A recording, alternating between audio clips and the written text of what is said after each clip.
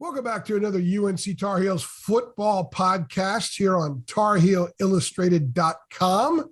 And if you're watching us on our fast-growing YouTube channel, our rapidly growing YouTube channel, one that Jacob Turner continually pushes for 10,000 subscribers, which we are closing in on, that is called Tar Heel Illustrated. I'm THI publisher Andrew Jones, and joining me, our director of football recruiting and jack of all trades. She was at football practice this morning, Miss Deana King, and our budding jack of all trades. He was at football practice this morning as well, Mr. Brandon Peay, both THI staffers, of course. Everybody knows Deana. Everybody's getting to know Brandon. Brandon, you had an opportunity last week with some people saying, hey, you were on that podcast. So that means that people are listening to you. And people are going to want to listen to you today because we spent some time around each other at practice, but we sort of spread out for Carolina's first practice of spring. And you certainly had some interesting observations that you were sharing with me as we passed each other for 20 seconds here and 20 seconds there, because we wanted to make sure that all three of us saw as much as we could. And that's the topic of today's podcast. We're going to talk about the first spring practice as the Tar Heels kicked off. In my opinion, the first spring practice is always sort of the formal beginning of that coming season. So to me, the 2022 football season started this morning. So guys, general thoughts of what you saw. We're going to get into more specifics as we dive into this podcast. We're going to crawl down a few alleys and see what we come up with based on some of the things that we saw. And we did get to see every position group today. So Brandon, your overall take on what you saw. All right, so I know this isn't like a prediction podcast, so I'm not here to predict whether UNC will be a contender on the national stage or not. But I will predict that when Carolina gets off the bus, it will have the look of a national contender.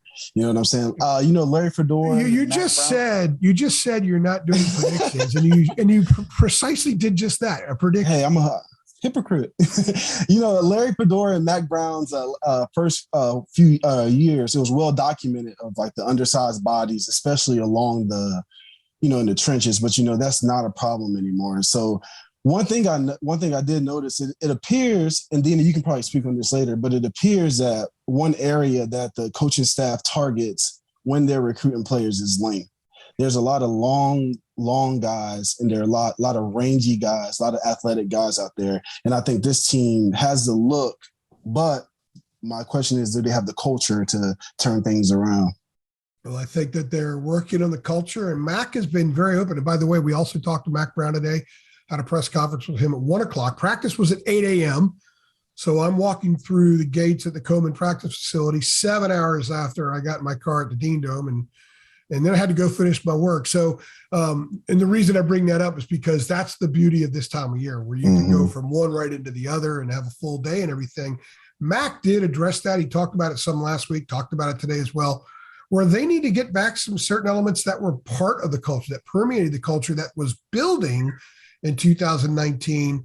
They felt like took a big step forward in 2020, but something kind of went off the rails a little bit with respect to that. Last season, they couldn't get it back, and Mac's still having trouble putting a finger on what the heck happened in Atlanta. That was the one that where he realized, okay, there's some problems here. And then ultimately, some of those problems never fully corrected and led to some changes that were made. So, Deana, your overall take, a broad view take on what you saw today. What a difference in a year. Last year at this time, I mean, the hype and everybody was so excited, had Sam Howell coming back and everything. And now it's a lot of, I told you guys at the practice, a lot of unknowns, a lot of unique storylines that we're going to get to follow this year. And it was just nice to see those guys out there getting ready to start this spring practice schedule. I agree with Brandon. I mean, you look at every position and it's like length. I mean, one guy that I saw, Noah Taylor, and I was like, man, that has to be Noah Taylor because he's so tall and slender and everything. So, but yeah, I'm excited to start this spring practice schedule and follow the storylines that we're going to have in this Oh. spring season. Staying on Noah Taylor very quickly, I hadn't had a chance to absorb the new roster for spring that was released late last week, I guess it was, because I've been so knee deep in basketball stuff and some of the other things. And what did I say to you? I saw number 7 from behind. I said, "Isn't that Noah Taylor? It looks like that could be Noah Taylor." And you're like, "Yep, that's Noah Taylor." And he is impressive. He's impressive. He's, kind of what you guys are talking about with the length and some of the speed is I'm seeing more guys who glide now than I did a few years ago. And Noah Taylor is one of those guys. I thought the intensity and the efficiency of the practice was top notch. And I think Noah Taylor as a player was like the symbol of that. Like everything he did was super intense. He was very efficient. He was sprinting they all were sprinting to all the drills, but I think he was really, really getting after it today.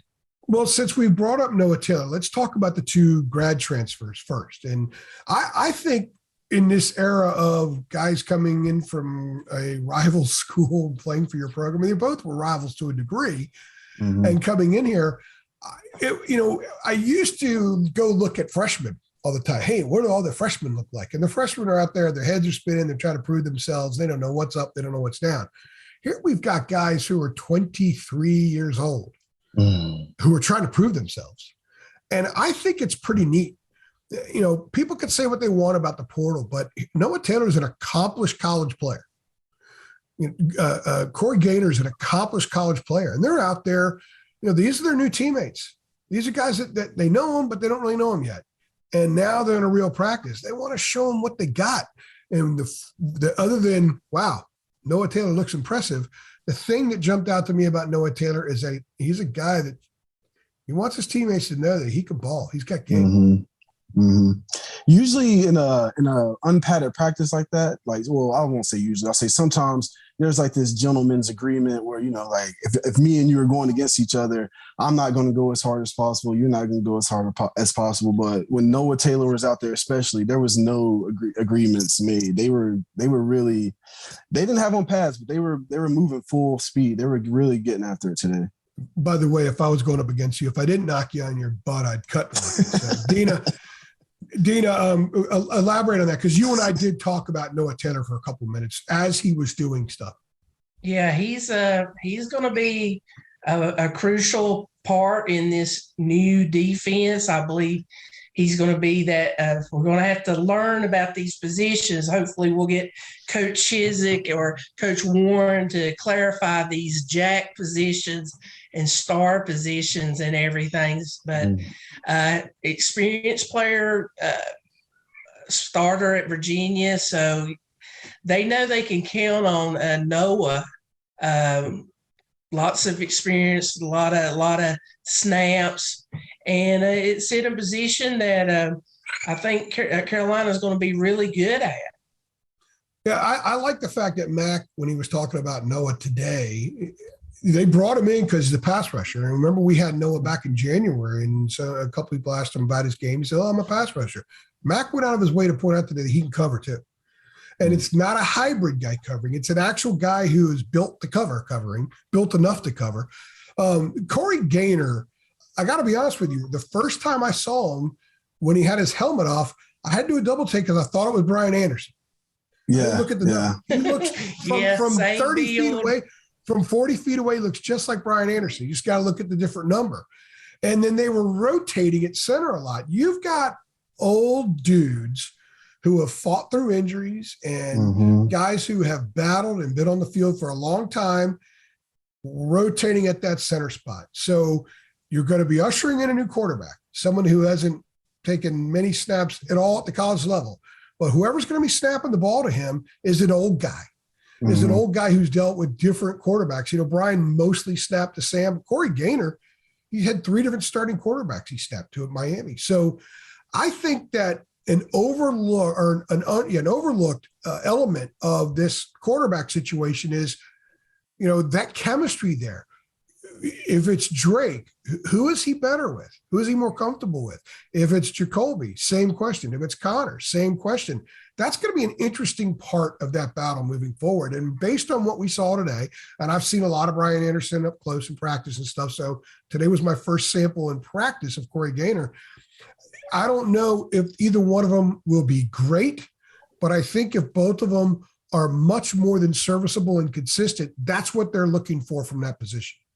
Yeah, and the thing you said is the guy who ends up snapping the ball to Drake May or Jacoby Criswell is going to be an older guy, and he's also going to be a guy who beat out a pretty good center. Whoever wins the battle, they had to beat out a pretty good center to win that battle. One thing I definitely noticed today is Corey Gaynor is a leader, and Mack Brown said in his press conference today, Ty Chandler became a leader immediately when he came here. So it's like, you don't, just because you haven't been here for 2 or 3 years doesn't mean you can't come in and lead right away, because leaders lead, right? So so Corey Gaynor was very vocal today in the practice.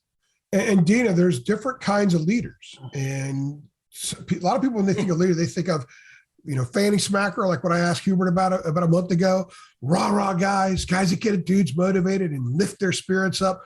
Corey Gaynor strikes me as a kind of leader, this kind of, pardon the French here, but kind of one of the badass guys.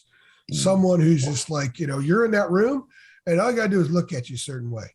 And that means you're not bringing it. You're not keeping pace. I think he's the kind of guy that can get dudes to kind of keep pace, because he has his pace and you better stay with him or you're going to hear it from him. That's the impression I got watching him today.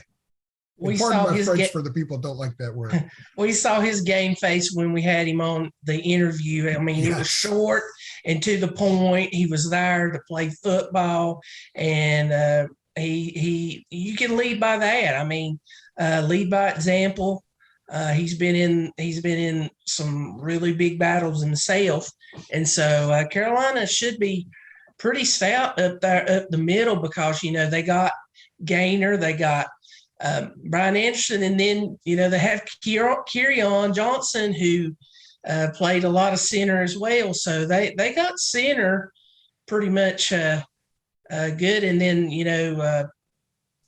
they got a good rotation there. Got a lot of experience there, and like you said, they're going to need somebody with a young quarterback back there. Let's stay on the offensive line. Gaynor can also play guard.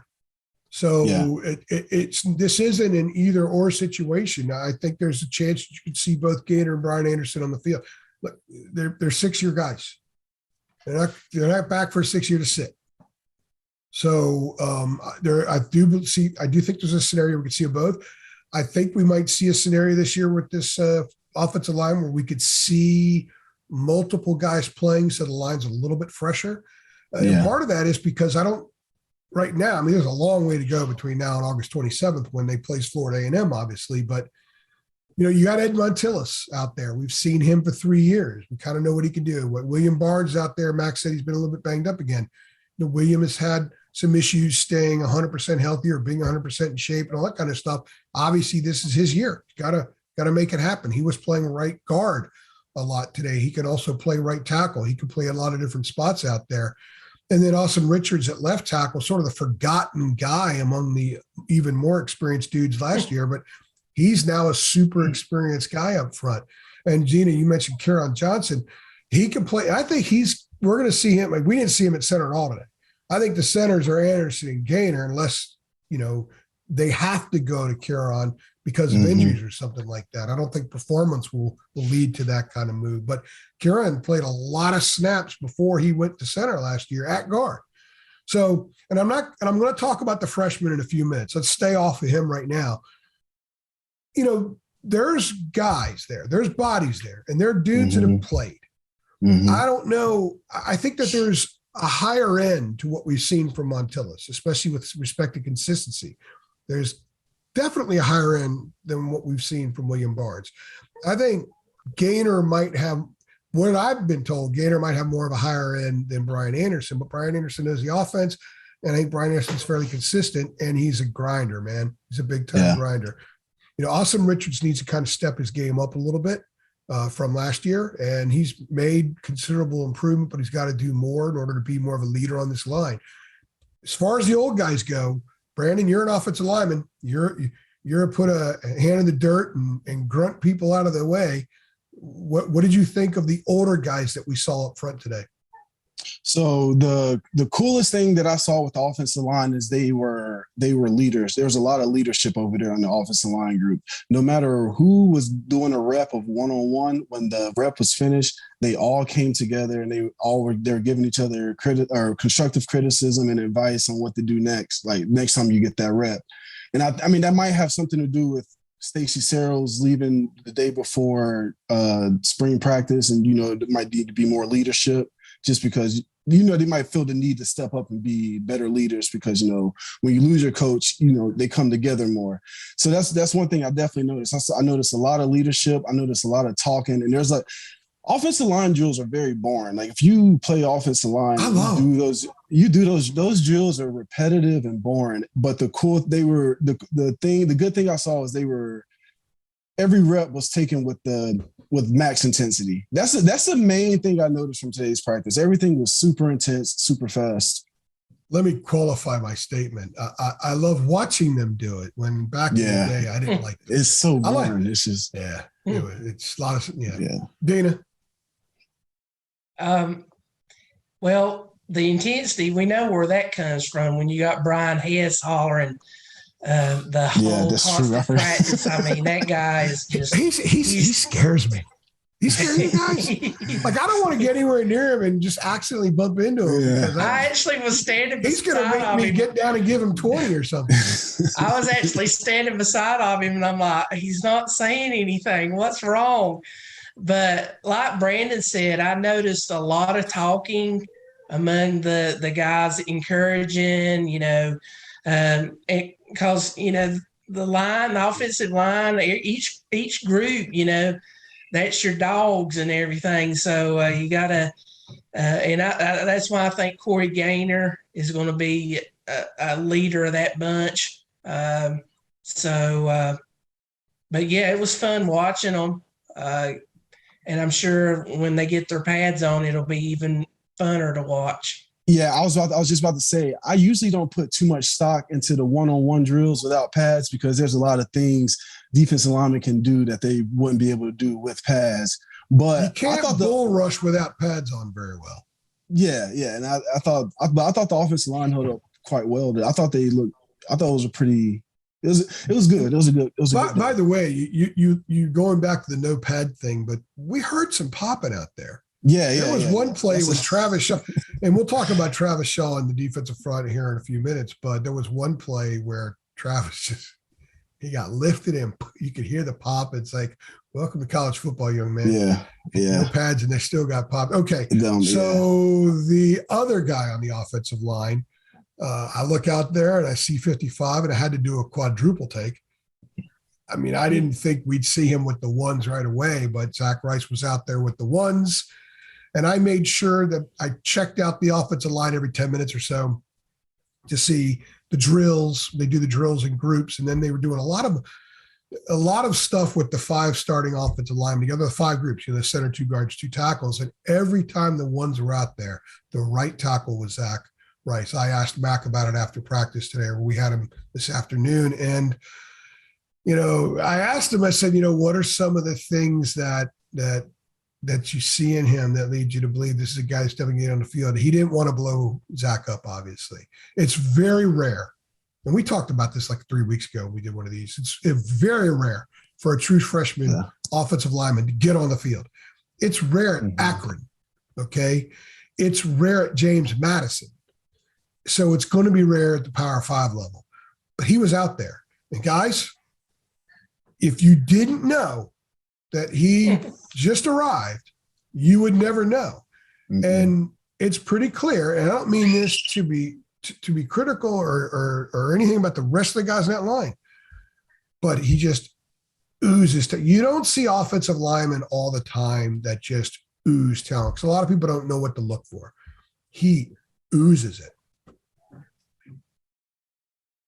Yeah, I mean, I was watching him and doing drills and everything, and when they went against the defensive end, I got a great clip of him and Desmond Evans battling, and that's one our subscribers and everybody should check out, to just see two like the highly rated kids on the roster going head to head against each other.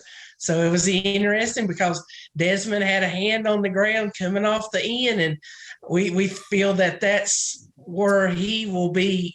We're going to hit on that in a few minutes. Yeah. But you're right. I'm glad you brought that up. We're going to talk about Desmond and some of those things here in a few minutes, but I'm glad you brought that up because in order to judge any offensive lineman, you need to see the defensive lineman up against him, right, Brandon? Yeah. And I think it's fascinating there because Desmond was the jewel of his class and Zach was the jewel of his class, or maybe Travis was, but I think, 1A, 1B. 1A, 1B, but this program really, they need to get both of them. I'd say they're both 1A, 1A. But I think Zach, getting him from out of state as the 5-star kid as opposed to in-state, I think that carried a little bit more national weight with people in the recruiting world. So seeing Desmond with all of his amazing natural talents, and he's still trying to, get all that stuff reeled in, and then seeing Zach, who looks like he could step on the field and play 70 snaps in an ACC game right now, that was really interesting, Brandon.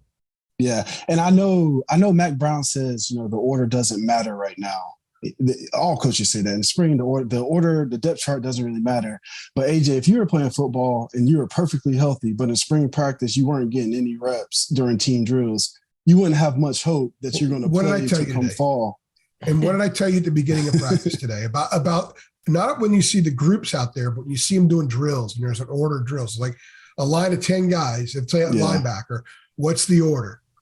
You can tell where guys are in that pecking order. Yeah. It may not matter. I think when Mac's saying that, he's saying two things. In some cases, it really doesn't. They want to see how Zach Rice comports himself with all these old dudes, because all those guys that we talked about, Gaynor's 23, Anderson's 23, Johnson's 23, Richards will be 22 at some point in the next few months. Montilus is 22, Barnes is 22. These are older guys, and he's 18. Yeah. So I could see throwing him out there just to test him, see what he's got, see how he handles himself, see if he plays with confidence with those guys out there. You see in basketball, when a seldom used freshman gets in the game with a bunch of starters, they're not themselves because I don't know if I belong. So there's part of that goes on in the spring. But guys, every time we looked out there when the ones were out there, he was there. So that tells me, and the way Mac was cautious in answering that question tells me that they think that he could be one of those rare freshmen that plays a lot. And let's also put a little sidebar note here. Spencer Rowland's not here. He's coming in the summer. So that may change some things there. I suspect it will, because Mac doesn't want to bring in older transfers unless they're going to play. So we'll see what happens when he comes in. But I think if you're a Zach Rice person and you really want to see Zach Rice have a lot of success and play right away, like a lot of fans think that all high star recruits should play right away in football, not realizing their bodies aren't ready and all that kind of stuff. I do think that Zach Rice is a rare guy we've seen come into this program as an offensive lineman who very well may pull it off. Yeah, so I'm not going to predict Zach Rice to start right now because it's hard to make definitive. You said you don't do predictions. You can't do predictions. I know, and that's what I said. I'm not. Anyway, don't mention the word prediction in this podcast. Okay, well, it's hard to make definitive observations about offensive linemen until the pads come on. But just putting him out there right now, if he looks good without pads, then the coach is like, all right, he looks pretty good. And then they add on pads, and he's still out there, and he looks good. And then all of a sudden in the summertime, he's in a position where somebody has to take the job away from him as versus him winning the job. And it could happen, It's rare, but I think he's a rare talent. We're going to get in once they're in full pads here in the next few weeks. They have Thursday, they go shorts, maybe shorts and shorter pads. I can't remember what Max said. Saturday is their first day in full pads, and they have a big recruiting, big junior day coming in Saturday, and they're going to have a big Duke watch party with a lot of football recruits, which will be pretty cool. And then next week they practice twice, and then they're off for spring break, and they come back and they have their last 10. They have the spring game on April 9th. I'd say after spring break, when they come back, maybe that Saturday, which would be around the regional finals in the NCAA tournament, we'll probably have a chance to see them in practice. And it will be interesting. The first thing I'm going to look for is where's Zach? Where's Zach Rice? I know that it's the low-hanging fruit, but it's fascinating as hell because I've covered this stuff for 26 years. I have been at practices at Clemson, Virginia Tech, Maryland, East Carolina, North Carolina State, Duke, Wake Forest, North Carolina, and I've been in NFL practices too. And I'm as interested in watching him as I was when I covered Cam Newton's first practice with the Panthers. That's how interested I was in seeing it. And I'm not the low-hanging fruit guy, Jim. You guys know that. Yeah, but man, it's fascinating. It's a very fascinating. Yeah, because you expect the offensive lineman to come in there and be overmatched, and then you see him out there and you don't even realize he's a freshman until you look at the roster and you're like, oh wow, that kid is different. But he's different. He might get whooped Saturday. And then next time we come out here, Zach's the 9th guy coming out. That's the beautiful thing about this. People say, I've been asked sometimes, doesn't it get boring, cover the same old stuff? I said, it's not the same old stuff. Yeah, it's never same. Every team is a new show. It's a new movie. It's a new book. And the story, the characters sometimes are the same, but their roles change, and there's always new storylines we woven in there. And with Zach Rice is an interesting new storyline. Staying on the offensive side of the ball, we're not going to talk quarterback just yet. Running back. Max says they have 7, they have too many. That means it's going to be make or break for some guys here in the spring. They're going to push the running backs. And I would not be surprised if we see a couple of kids move on. It's probably healthy for the program. If they have that competition and a couple of kids move on, they can go find their place somewhere else. That's a beautiful thing about the transfer. And coaches aren't going to feel as much guilt if a guy's buried 6th or 7th because there are other options for him, immediate options for him. So I think that's one of the it's a smart thing they're doing. They're going to put those kids, they're going to put them up in the fire, and they're going to see who comes through. And the guy that jumped out to me today at running back was Kamaro Edmonds. But we didn't get to see him much at all last year. It was a little bit, he got banged up in the state title in May of last year. Deana had that very well covered, and she was talking to Kamaro like every 5 days, it seems like. And so he was kind of an afterthought this past season, but he lost some weight. And who did I ask you first? I went up there and said, because I'm trying to get my bearings straight with the numbers of the freshmen. I said, is that Petaway? And that's Kamaro. He lost 20 pounds. Like, yeah, it is because he was 33 and I didn't see the full number there, right? Mm-hmm. That's how Kamaro changed. I don't know if he's going to be one of the top 3, but it did jump out to me that he just looked different. Deana, why don't you take it since you've known him quite well for a while? In high school, he was built, and I think in high school, they wanted him to carry extra weight and everything, but he still had some deceptive speed, but he was a power back. And, it'll be interesting to see how he is now. Slimmed down some. I'm sure he's still got his power running ability, but Kamaro was a great back out of the receiving. They would throw in the ball too, and I think that's a skill that this offense needs. And if you're going to get on the field, you're going to have the ability to catch the ball out of the backfield. And Kamaro has showed it at high school level. I'm curious to see if he's able to do it at the college level. We about know George Petway can, because he did that all during high school. I mean, he was just, in all the camps and combines.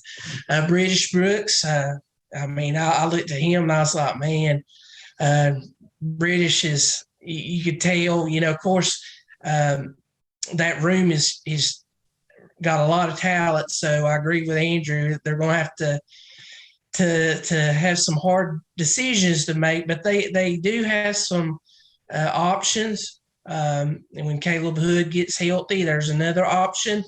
But definitely Petaway, he's kind of probably the different back of all of them, because he is that kind of speed guy that they want to have in the backfield. He's a higher rated, got a little Michael Carter stuff in him.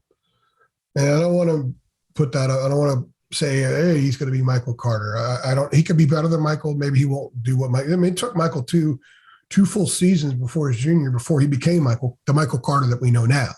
I mean, he was flirting with it for 2 years, but it was never all that consistent. And Kamaro doesn't have to show out now. He's got plenty of time. I just think that the change was pretty dramatic, and it really kind of jumped out at me. Brandon, we know what British Brooks is, okay? And I think British is going to be in the mix to some capacity. I don't necessarily buy into the fact he's going to be the starter. People just assume that because of the way he closed the season. I think that they wanted him back to be a captain on special teams as much as anything else. The guy that I watched a lot today, a guy that I've been intrigued by for a couple of years, I think DJ Jones has got some pretty significant potential. The problem is he's had trouble staying healthy. But every time I looked out there when they do something new, one of the first couple of running backs that you see is sometimes the first guy was DJ Jones. And I think they would love for him to stay healthy. Just, okay, what can he do? Can we give him 15, 18 touches a game for an entire season? Can he last? Can he handle it? If he can, I think he's one of your three.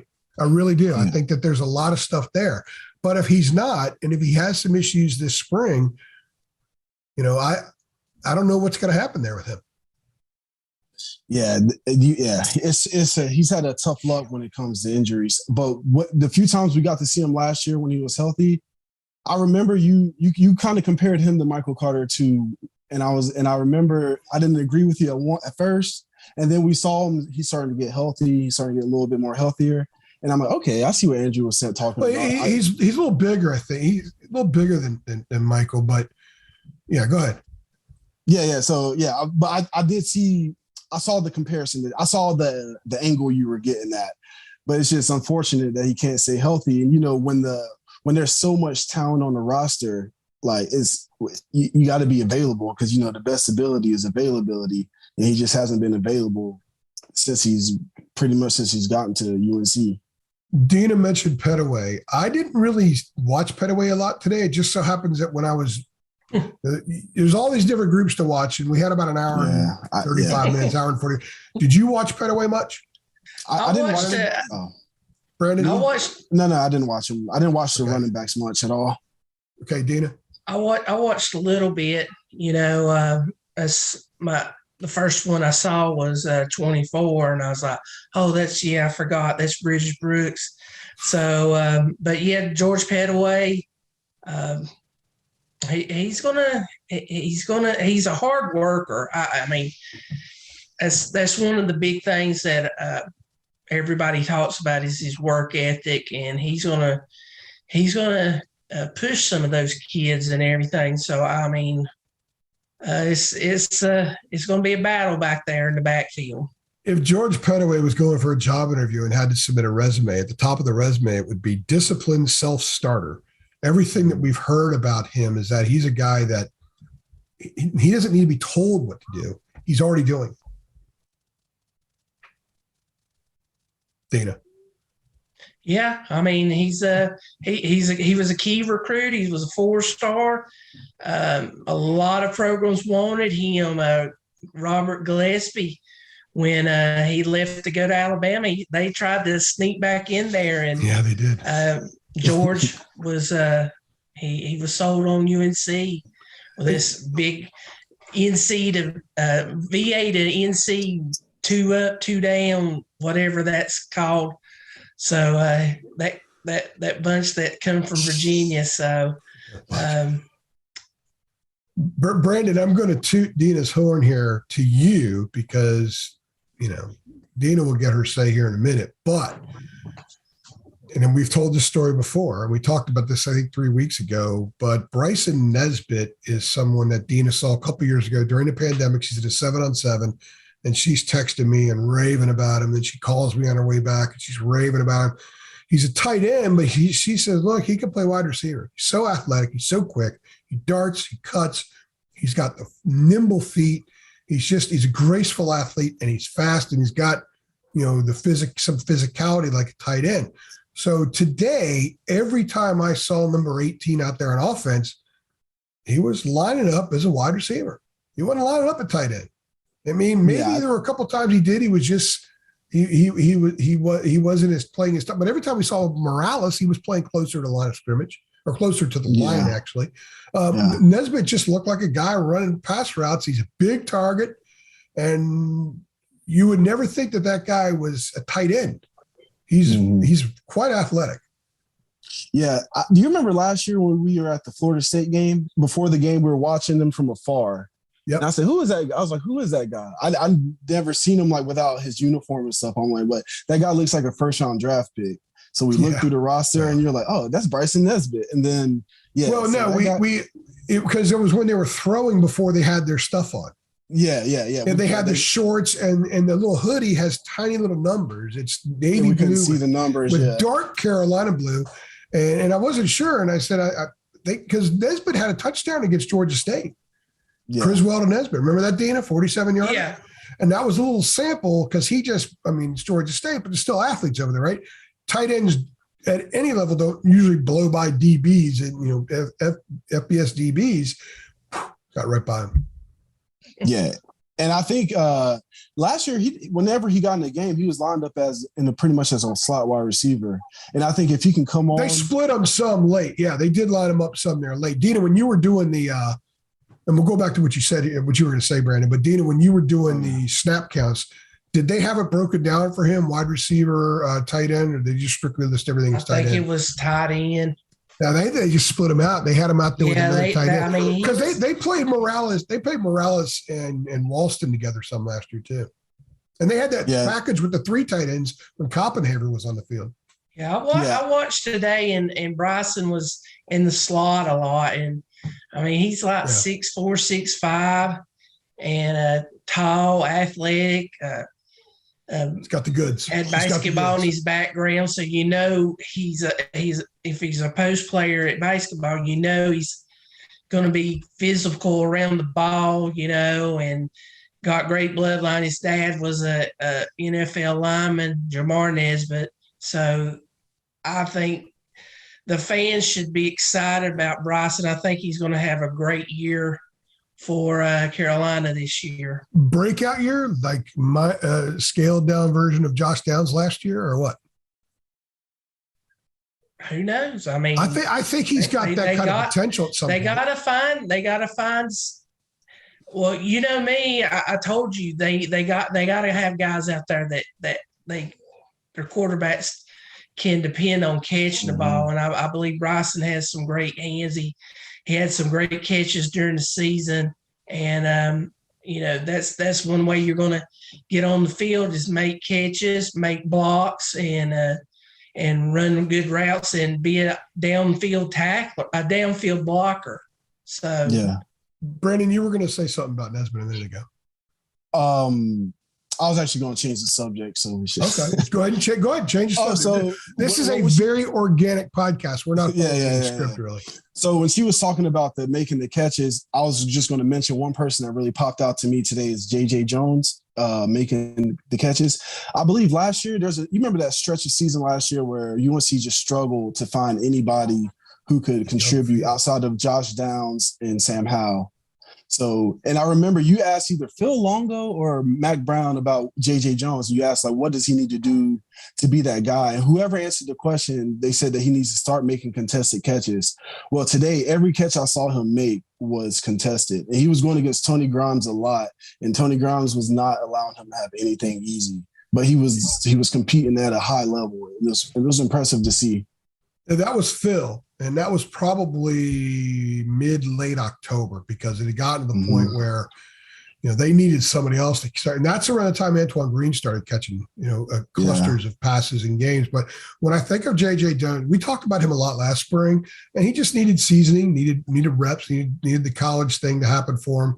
But Deana, we've really liked his game, and you've been a big fan of his game going back to his high school days in Myrtle Beach. What they lacked last year is something he could provide. They lacked that length. They didn't, because Bo was out. They didn't have that guy that could throw the fade, the corner of the end zone. But JJ's a lot more than that. He's a guy who can get over the top of the defense. He's a guy who can catch something down the middle. He's got a nice stride, got good enough length. He's a pretty strong looking kid too. He looked bigger and stronger, today than what I recall from last year. Is JJ Jones, in your opinion, someone to keep an eye on this spring? Is when we get to the spring game, yeah, he'll be starting on one of those two units, and yeah, he's going to be someone that could close the spring, and the coaches are saying, okay, that guy made a ton of progress in these 15 practices. Well, he made a couple of catches in front of me, and like Brandon said, they were like I think Jacoby was throwing it. It was like lasers. And then I think Drake threw one. And I was right beside a Coach Hess, and he was like, that old boy JJ, yeah, JJ, be tough, be tough. And I think that's one of his, things was trying to make JJ tougher to catch those tough receptions and get that tough yards and everything. So, yeah, the opportunity's there. You have Josh Downs, who's going to be those other two or three guys that, Antoine Green, came along, had some big games for Carolina, but you got some hungry young guys up there that want to play. And I won't say I know we got a segment where we're going to talk about, who stood out, and I'll save that for a little bit later. Very quickly, Gavin Blackwell had a couple of really nice catches. Yeah, I was about well, that's what you just give it away. I was going to talk about. No, you don't have to expound on it right now. You can hold it. You can. Okay. Look, George Pettaway, the discipline we were just talking about. Miss King's got to show the discipline here about Gavin Blackwell. We can come back to you on that one, Deana. I think if Bryson Nesbitt is like the slot receiver that they say, or like he's in that position, I think the receiving core is going to be the most improved group from last year to this year. That's a prediction. Guys, very quickly, you brought up Nesbitt. Let's go back there very quickly. Let's say, for the sake of discussion, that you have your 6'5" quarterback, and you have, what is Nesbitt, 6'4"? Yeah, 6'3.5", 6'4". Yeah. And you have a guy 6'3.5", 6'4" in slot. Yeah. Quarterback's going to see his target. And that's a good target to have. That's a very intriguing thing to think about. Okay, guys, let's go to quarterback, since we're now talking about the 6'5" guy. Everybody knows that's Drake May. Drake and Jacoby were kind of rotating as the one, so to speak.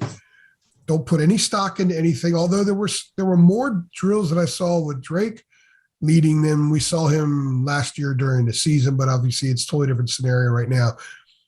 I really like what I saw from Drake May. I've always liked going back to when he was at Fedora's Freak Show, when Larry was still the coach, and we saw him after Deana, you were at that Freak Show that night. It was after his sophomore year. And I love the way the ball comes out of his hand. We got some videos. We got an ISO that we haven't run yet, but we'll run at some point. It's a beautiful thing watching the ball come out of his hand. All three of those guys are really talented. And I've said before, Boaz isn't getting reps right now, and I still think Boaz is a talented guy. But all three of them have high-end stuff. But watching today, I think in the end, and I know that we're not allowed to predict here because I scolded Brandon for doing it, but if you had to put a cannon at the side of my head and say, okay, who's going to be the quarterback, I would say that, Drake May is probably the slight front runner. And not just because of what we saw today, but for a lot of other reasons. But, man, he was really impressive today. And Deana, last year you harped on the fact that he's got to get bigger. Well, he looked a little bit bigger today. Yeah, and you can see it in his legs, seeing it in his arms. When he arrived at UNC, he was just basically, I'm going to call him a baby, just had maybe baby fat or stuff like that, and after a year being in the weight room and everything, he's molding his body, and he looks the part, it looks like he can, back then we thought if he got hit by a defensive lineman, he'd probably be broken too, but I think he can hold his own. Not we, you. Go ahead. That was your comment. Well, and he's got a strong arm. We've seen that today. He's got tight laser. All the guys did. They threw the ball. Yeah, they tossed that thing. I'm going to use one of my sayings. They threw that thing like a hot tater. Oh my gosh. See, Deana's now playing it up. She's playing up the whole accent. It's a character. The whole now. Country thing. Brandon, He actually May has a New throws a York beautiful accent ball. with a Drake May throws a beautiful ball. He throws a beautiful short ball no doubt. over the middle, long. It's got a pretty release. If you were to parachute from Idaho and know nothing about North Carolina football, and you landed on the field during practice today, you would be drawn to Drake May. Yeah, for sure. Drake May is one of those guys that if football had a similar farm system than baseball, he wouldn't be in college. He would just go straight to a minor league system and be groomed, first round draft pick, But that's sidebar for a moment. That's a really interesting point because he's like that high school, 5-tool guy who spends a year in low A ball, a year in A ball, and then he shoots through double A and triple A and gets to the bigs pretty quickly, depending on the stupid contracts now where the clock starts at some time. That's why my Orioles are still holding Adley Rushman in the minor leagues. But anyway, another topic for another day and another podcast. Yeah. But I think that's a really good point because he's got all those tools. He looks like a guy that in time, all of it's going to be there. Yeah, but the thing is, Jacoby Criswell's been there for a year. He's a year older. He's a talented guy. So there's going to be some stiff competition at that quarterback spot. Connor Harrell's going to have something to say. He's going to be in there trying to compete. The quarterback room is very healthy. And I think the quarterback room has been very healthy since Mac Brown has arrived. They went through am I going there right? I think the first year they Sam Howell was like the only guy they had. And then after that. Yeah, but he beat out Jace Ruder and Cade Fort in a similar situation.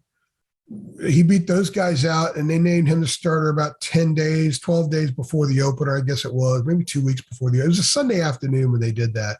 There were like 5 of us that showed up, and Mac's like, hey, we've decided who our starting quarterbacks could be. I'm like, I'm glad I'm here for this. Why you don't ever miss anything. That's why you always show up. I've told you that before, Brandon. You always show up every chance you have to show up because you never know what you're going to miss. You never know what you're going to get.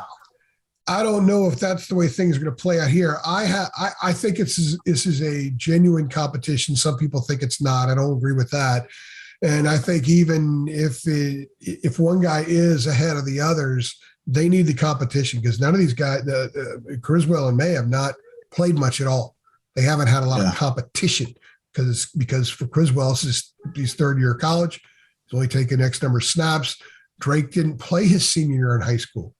And last year he had the second half of the Wofford game, and that's pretty much it. So they need to push these guys this spring. They need to put them in all kinds of situations to test them, to see who can handle what. Because even though Max said today, look, if they're neck and neck and we got to use 2, we'll use 2, because he pointed out he did it twice at Carolina with Jason Stanisic and Mike Thomas. Remember, Mike Thomas was the higher rated guy, but Stanisic was the one who got it done.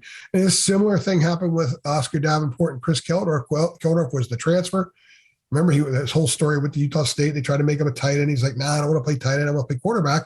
Shows up at Carolina. He ends up, he was all ACC one year. And then, of course, Major Applewhite and Chris Sims at Texas. So Mac's been down that road before, and he's not afraid to play 2 quarterbacks, but I don't think this is going to come down to a 2 quarterback situation. I think one guy is going to win the job eventually. And I think the staff will know by the end of the spring who they think that guy's going to be, but they're going to let it play out into the early fall. Yeah, I agree. I think that's the best way to do it because you got to put whoever the starting quarterback is, you have to put them under pressure situations before they play Florida A&M. It can't be the first time. You can't have any surprises. You can't have, because it's not so much A&M. I don't know how much A&M is going to test them, but it's when you go to Boone. It's when you go to Boone and the place is loud and you don't want to see, oh my goodness, he can't handle that. And he's your quarterback because maybe the other guy's gone. Who knows? Deana, somebody at practice today, part of the program, around the program, told me about Connor Harrell, quote, he's elite smart. Valedictorian of his high school, 2-time state player of the year, I think it was, or at least 2-time state champion.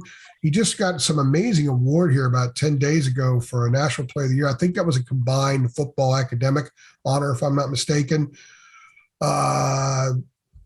He was a 3-star guy, and the dude I saw, and I know we're talking up a lot of stuff. People say, boy, these guys are high on everything. Well, we're just talking about the good things.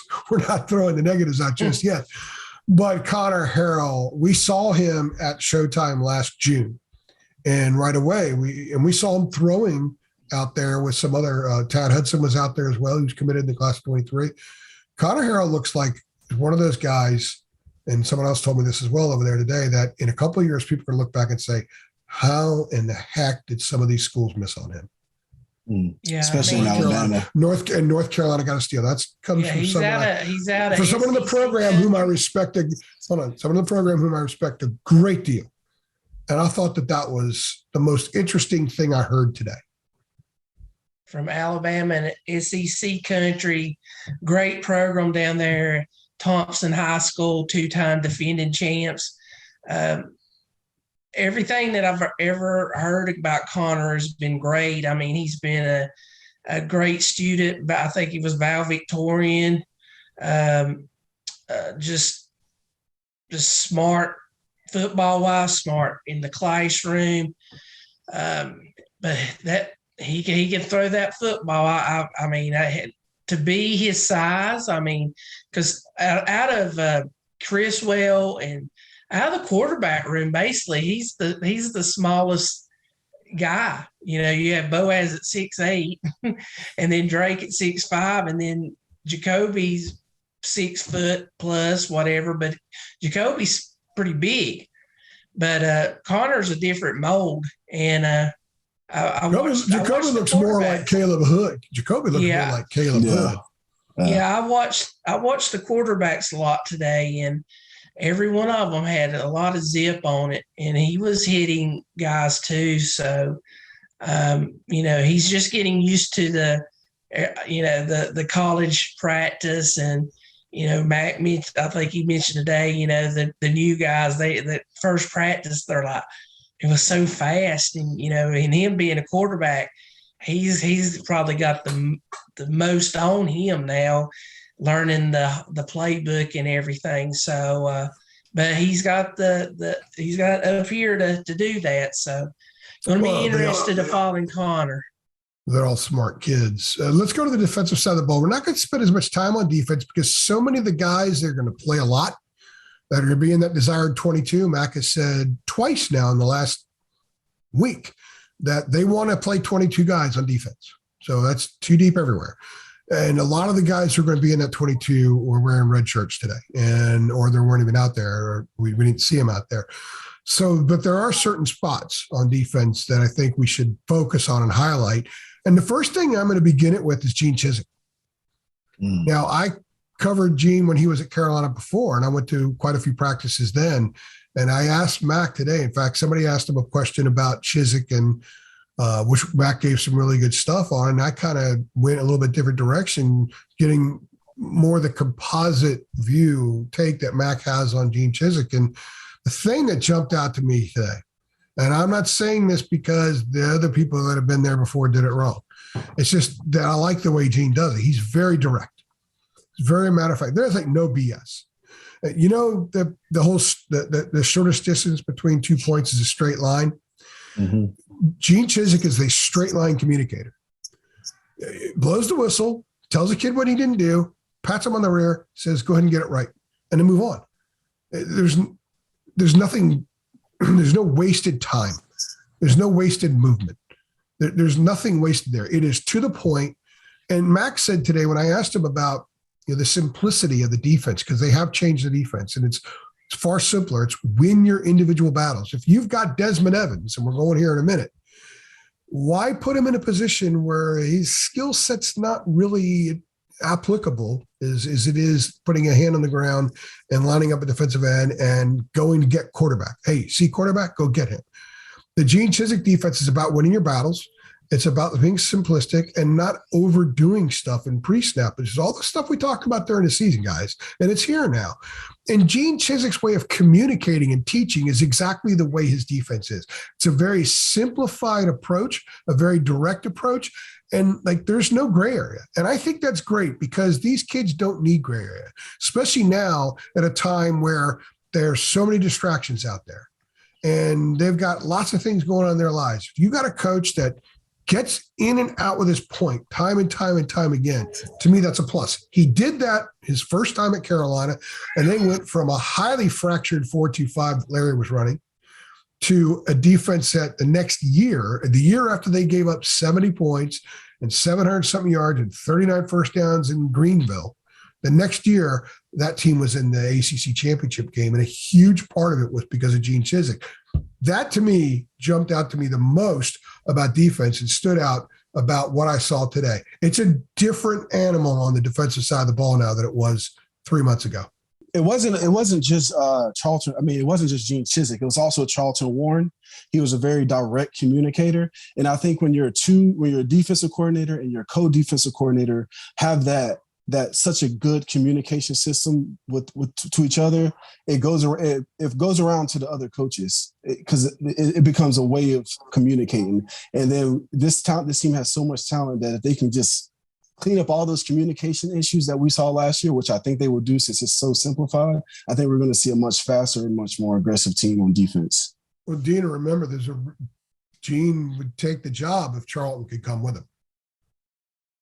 And, we've most people, I don't know if they know, but Warren is a military guy. So, he's going to be a communicator. He's going to get the best out of these guys and everything. So I watched him, very vocal. Like a lot of those guys, they'll want to go to battle with him. And Coach Chizik, we've talked about it before. When he had his press conference, he just wanted simplicity. That was big for him. So just these kids are on D1 scholarships. They're athletic. Just turn them loose and go. So we're going to see that. A guy that they're turning loose and they want to have go is number 10, Desmond Evans. Mm-hmm. And I think it would be safe to say that Desmond was a square peg stuffed into a round hole, or a round peg stuffed into a square hole last year and the year before. And I think people are going to see a little bit more of a consistent ascent in his game now that his focus is going to be narrower. And I think it's playing more to his skill set. One of the first things I saw in practice today, and I think we have a picture of it, is Desmond had a drill that the guys in the defensive line were doing where the end was going up against two offensive linemen, and there was a head-on-head, and there was going to be a second lineman because, the pass protection is often the second guy that helps, and they would do different things. So the defensive end didn't know what the second offensive lineman was going to do, so there was a little realism thrown into the drill, and they spent a lot of time with Des doing that. I just think that 15 practices in the spring and another 20-some practices in August before the opening, you're looking at, 35 to 40 practices, full speed type practices for Desmond to work on that. And then the whole summer, it's going to be interesting to see what kind of guy lines up on August 27th when Florida A&M visits Chapel Hill. They want this guy to get sacks. They want him to pressure the quarterback. They want him to be a disruptor because they haven't had that much of that. And he's got all the tools, Deana. He's got all the tools. Yeah. And you've been on him for several years. I would imagine that you were intrigued by what you saw today. Yeah. Like I said earlier, I got a clip of him going against Zach Rice, which is very interesting. And but yeah, Desmond had to adjust to the college game. Was usually the most athletic, probably the biggest kid out on the field, and he's just had to get used to it. But I believe under Coach Chizik, he may have the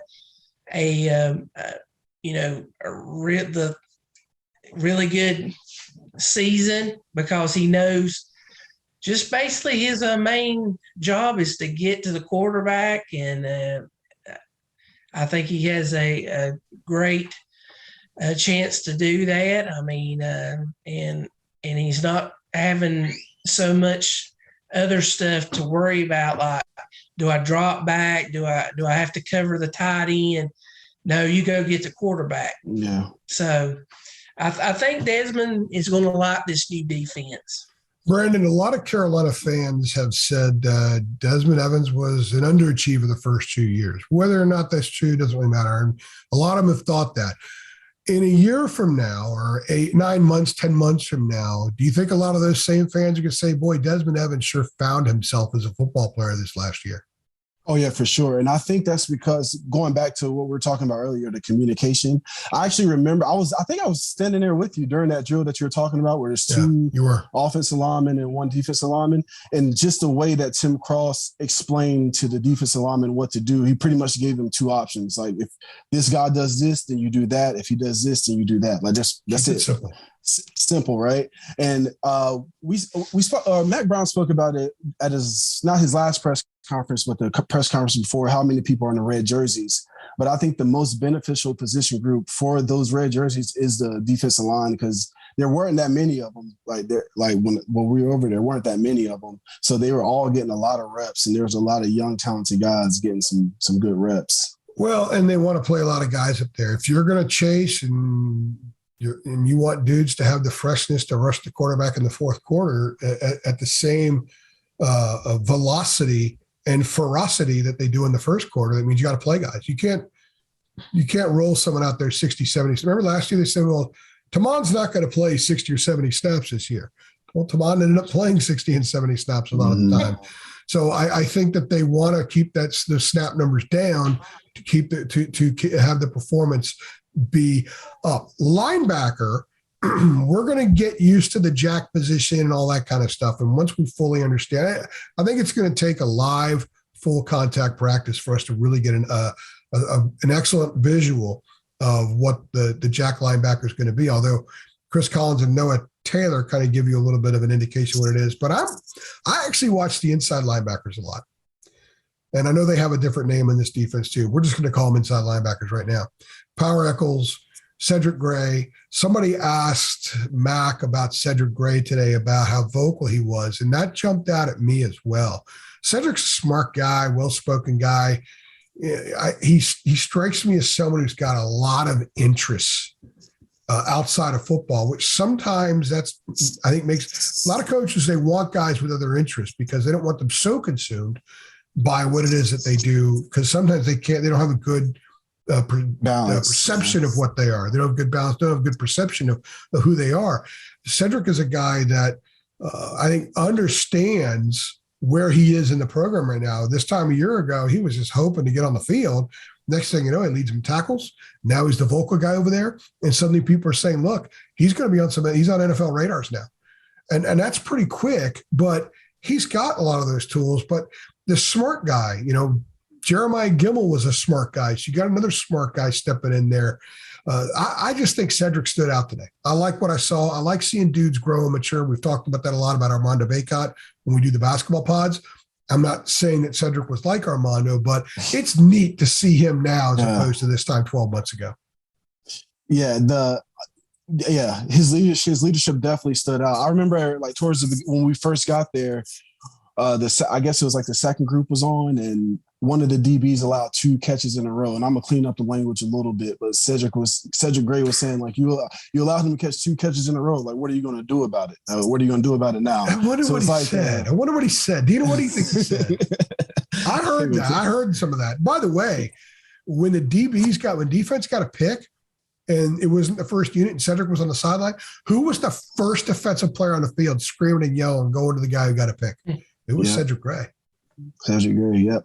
So, like, I think this team kind of Mac Brown said they like leadership, but I think that's a good sign right there. Someone that can get in the younger guys' face, challenge them, and kind of bring them along. Deana, you have been talking to me about Power Eccles for about 4 years. Last year, he had his first year in college.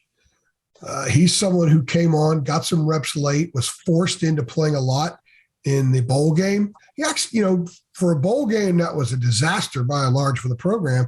I thought Power Eccles did some pretty decent things in that game. Looking out there today, another guy, it's like, okay, I've been through this. I'm an older guy now. I'm not a pup.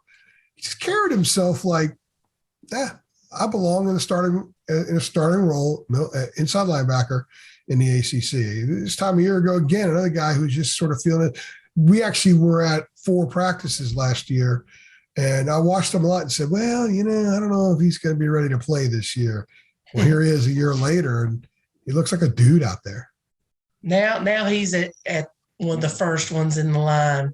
I was watching Yes, he rotation, Cedric, and then Power, and then Raw, and Malachi's in there, and then you got some of the other guys and everything. But I was watching Coach Thigpen take them through drills and everything, and that's a group that people are going to be really looking and interested to see way they use who's going to be out there. I mean, I know Cedric is dependable and got a lot of snaps. And to me, I believe he's one of the most improved players on the team. He got better each game. He learned, he was learning, and I expect him to take over. I mean, he's got big shoes to fill and being the leader of Jeremiah Gemmel, but I believe Cedric can do that. And like Power got a lot of good snaps, like you said at the South Carolina game when Gemmel went out with whatever his injury or whatever. But I've always been high on Power because I just thought, that name, just Power, that's a good linebacker name and everything. So you can't be a computer tech guy. You can't be a script writer for Seabowl or Novell. I'm dating myself here with this stuff. You can't be. You got to be a linebacker or WWF or something. I don't know. WWE, whatever that crap's called. This is his time. So he's been waiting patiently, and now it's his time to go. And like we've been wondering, we'll see what happens with Raw if he they may have to leave him there just because of the depth and quality depth and everything, but we'll see what happens. I mean, I'm sure they're always still Mac knows what's going on. He's always still got an eye on that transfer portal. So you can't. You need depth in all positions, and I was looking at that group, and I'm like, they might need some more help there. Could that help come from within? And that's where I wanted to go next with this, Deana and Brandon. I saw Sebastian Cheeks out there not once, not twice, not 3 times, not 4 times, about 5 times. I thought, okay. I can't wait to come back and see what he looks like when they start hitting as well. Now, sidebar Rah real fast. We'll deal with Rah later in spring practice because I think we're going to find out more as we go on, just about how they're going to use him, what he looks like, and all that kind of stuff. I mean, we know what Rah can do, but today I didn't really watch him much because we kind of know where he is. We'll figure out where he is in a couple of weeks, rather. I was looking for some of the new guys, and I wasn't looking for Sebastian Cheeks. He kind of popped out and drew my attention. Did he do the same thing to you guys? Yeah, he's a little taller than I anticipated. Yeah. So he stood out. He definitely stood out when he was out there. I think he provides that length at that linebacker position that they missed with like Chad Surratt, and the reason that Cedric Gray took over last year. I think he can provide a lot of that. Another kid that we didn't get to see last year, and I picked him out just because his dreads and everything. That's Gabe Stevens. I mean, he was injured. He was up last year. Yeah. So he's back out there. He's going to be in that, I believe, in that group with with Noah Taylor and Chris Collins. And I'm interested to see what Gabe does, because Gabe was a terrific athlete in high school. And then you said Bo Atkinson's in that group too. Yep. Bo is just, I mean, he's tall. I mean, I picked him out just because his frame. I'm like, that had to be Bo. Number 12. He looked like a big, tall quarterback, wearing a quarterback number. We're not going to talk really about DBs because so many DBs are out right now. And I want to wait and come back and see what some of these guys, like Dontavius Nash looks like when they're hitting. I want to see where Cameron Roseman Sinclair is at some point, because I think that he's a guy they would like to see get close to that 4-star potential, which is what he was when he came out of high school. So we'll hit on DBs later in spring. And I think a couple more are going to be back and playing some. So we'll get into that later on when we get into spring. Couple things. Number one, I would love to know a couple of the things that absolutely stood out to you guys that you've been holding tight. And Deana didn't want to talk about Gavin Blackwell just yet. She's going to have a chance here in a minute. And then we're going to hit on some negatives, some of the things that concern you that you saw today. And we're not going to run this podcast 3 hours. I know it seems like it right now. We'll be done here shortly. Very quickly, Brandon, let's start with you. A couple of things that just popped that you've been holding tight, waiting to release now. So here's your opportunity. So one thing that really popped out to me is not really by his play, but just his appearance is Travis Shaw. He didn't, we discussed him a little bit earlier, but I thought he was by far the biggest defensive lineman out there. And he's a big guy. That really stood out to me. Also, Travion Green, I've never seen him in person. And I just think somebody that he wasn't, Deana, you can probably speak on this, but he wasn't like he wasn't one of the highly touted recruits in the recruiting class, right? Yeah, well, I just think he wasn't super high. I think he's a kid that lost a lot of weight in high school, and he was sort of a project. And I think that Mac's history is that you load up with some guys, you could take a few dudes who have a high reward, low risk kind of situations. I think he's one of those guys. Yeah, you text me after practice and asked me who stood out to me, and I said number 78. I didn't know who he was at the time, but I looked up the roster. I'm like, man, because somebody that big should not be able to move as well as he moves very well for someone his size. It really is amazing. The knee bend and all. It's crazy to watch. Anything else? No, that's all. I'm good. Deana, what popped? We're going to, for the rest of spring, we're going to do this segment in the podcast, which is what popped. We're making up the rules as we go along, Brandon. Yeah. I feel better about the wide receivers after seeing JJ, making his catches. Gavin, I told you, I was like, Nick, he's had a really good practice. Antoine Green, of course, you know what you're going to get with Josh. And so you put Nesbitt in that group. I think this receiver group is going to be better. I mean, they got a lot of different types of guys. I mean, I'm sure Kobe Paysor will be in the mix as well. I mean, you got a mixture of tall guys and some shorter guys and everything. So I'm looking forward to seeing the wide receivers. And, when you got guys that can get it to them fast, see their playmaking abilities.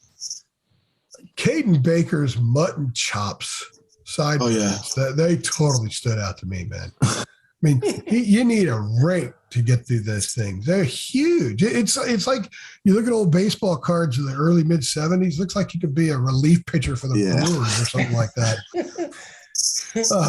Also, Diego Pounds is an enormous human being. But remember this time a year ago, Deana, he looked like a freshman, needed to hit the weight room, needed to get on the right diet, for lack of a better term, get on the right path in that respect. Looks like he's done it. He looked more cut than a year ago, filled out kind of the way you want your offensive lineman to fill out. And he was also running with the twos. That's a good sign as well. He's a guy that's got tremendous potential. Great. Another one of these athletes on the offensive line that we've been talking about for a while now, Deana. So that jumped out at me as well. And also, I got to be honest with you guys, I'm going back to the quarterbacks. They have a good problem there. Now, we'll have to wait and see. A lot of guys look good when they're just checking around. We've seen basketball players go through drills. They look phenomenal. You put a defender in front of them, they can't hit the ball. They can't hit anything, right? But I think that's different with these guys. I think that these three quarterbacks can all start somewhere at some point in their college careers. There's some high-end stuff there. I think if you take this three and compete them against the three from 2019, and we like Jace Ruder a lot. We thought Fortin did some nice stuff when he played the year before.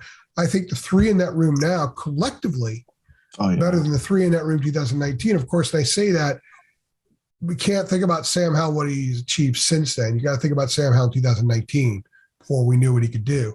So I think that room's in very, very good shape. And Max said himself today, very, very healthy.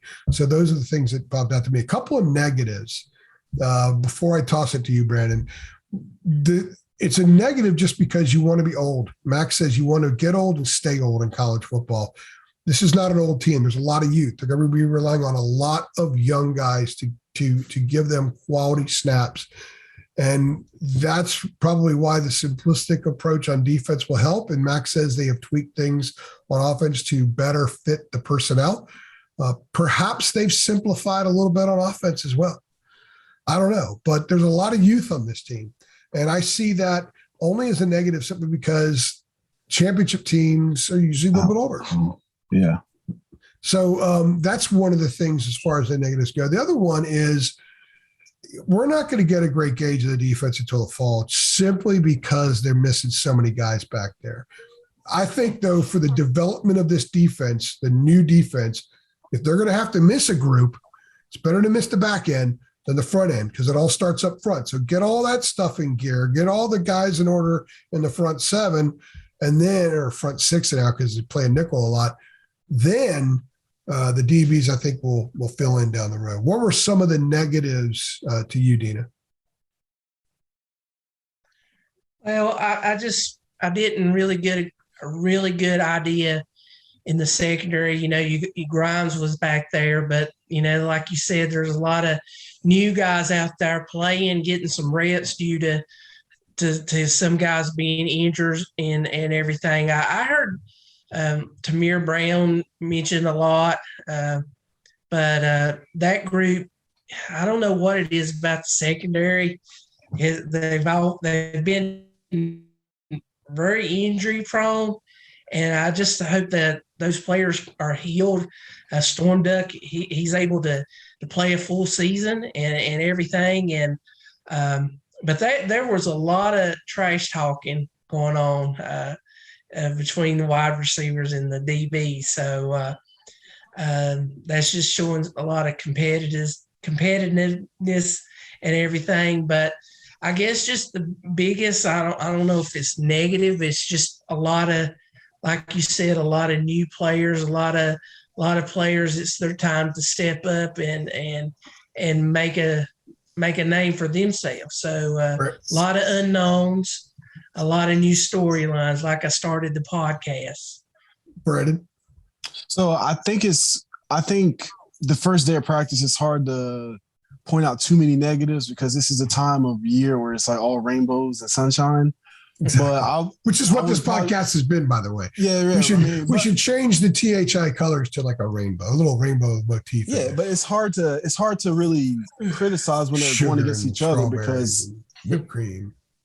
Because it's hard to criticize when the team is playing each other because, you know, like if the offense does well, then you have something to praise on the offensive side and vice versa. I would probably say one of the negative, I don't even know if you can call it a negative, is how many red jerseys you saw out there today. I don't know if that's really a negative, but, you know, you want your... Well, it's not a positive. Yeah, not positive. But Max said, look, they're getting a look at a lot of guys. They got to find out what some of these guys are all about, so it gives them that opportunity. Most of the guys that are hurt, they already know what they're about. Yeah, okay, let's play a quick game. We're going to try to do this each one of these pods we do during spring practice in the summer and then going into fall camp next August.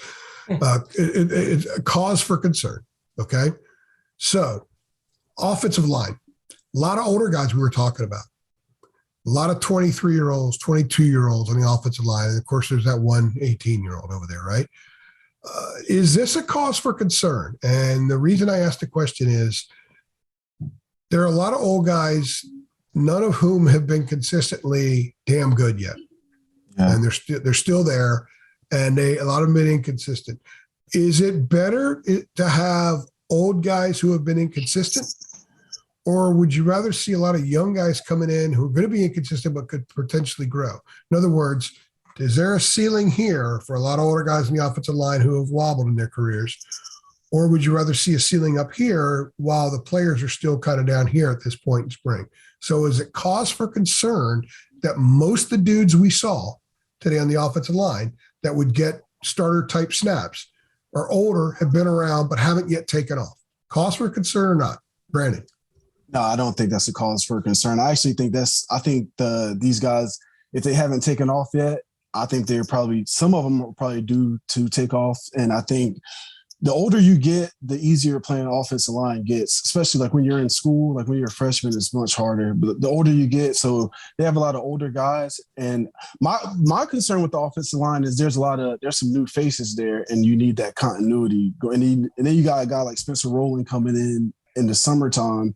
So that's more of my cause of concern is will they be able to get the continuity together, but not necessarily the ability of the offensive line. Deana?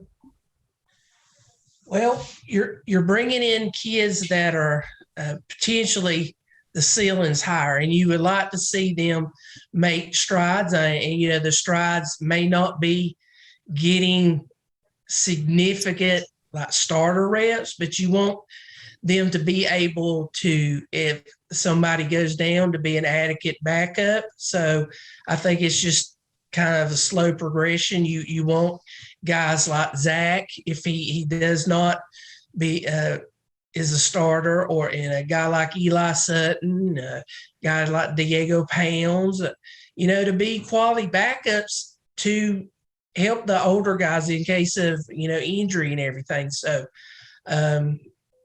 you gotta have. I believe you have to have at least 9 to 10 linemen that you can depend on. More if more the merrier, but you gotta have. So you gotta have some, and the new guy that comes in, he's gonna have to mold them. And like Brandon said, Spencer Rowland's coming in, so who knows? That may throw a wrench into everything that they went through during the spring. So and we'll have to see what happens. They'd like to have a couple interchangeable guys. I think depends on. I think you can make the case that, man, those guys have been around for a while. They haven't caught fire yet. Maybe play somebody who's younger, and they might not be that great in early September. By the time you get to November, maybe they've caught those guys and they're still ascending. There's also the school of thought that there is no substitute for experience. And if and Max says you want to get old and stay old, well, you can be pretty old on the offensive line, especially if you have an 18-year-old over there who ends up being a starter. You surround him with a bunch of men, with a bunch of guys who have voted, some who have voted a couple of times, guys who've been legal to drink for a couple of years or a year, that kind of thing. I think that there's something to say about that. You can look at it either way. And I think it's an interesting thing. But, we can revisit this question at the end of September and see who's playing and see how they're playing. And maybe some of the older guys get passed by. Maybe some of the older guys are there. Maybe they're maybe it's stagnating some of the growth of young guys. It'll be interesting to see, because I think that it's a position group that we're so used to seeing a lot of the same faces. And even the guys who are going to step in this year, they lost a few starters, but we've seen Montilus for a few years.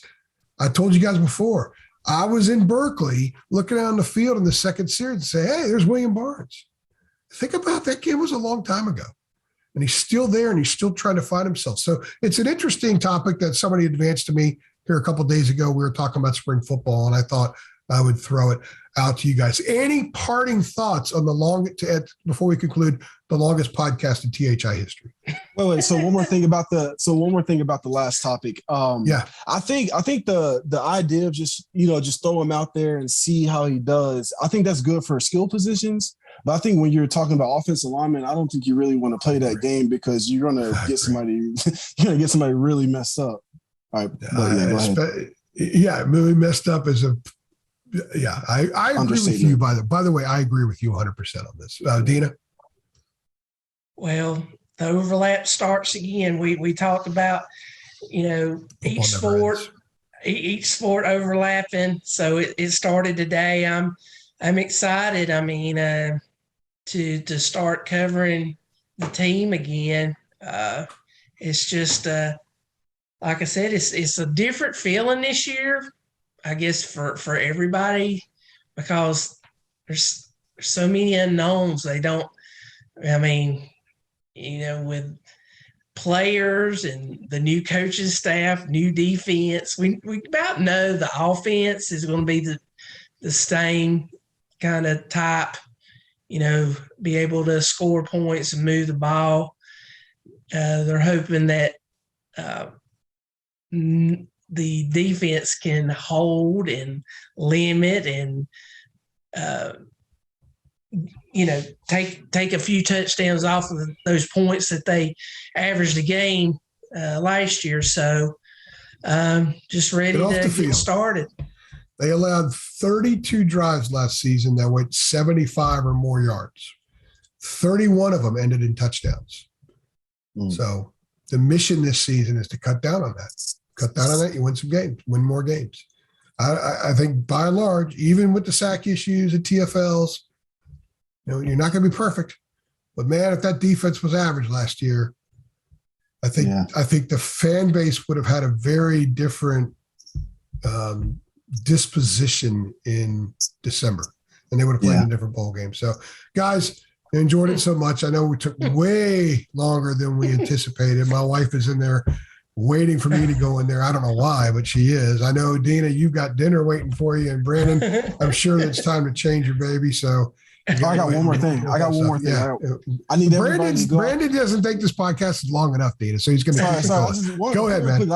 I just need everybody to go out there and follow Tar Heel Illustrated on Instagram. Me and Jacob are out there putting content on there every day. Yeah, it's very Tar quickly. _Hill Illustrated.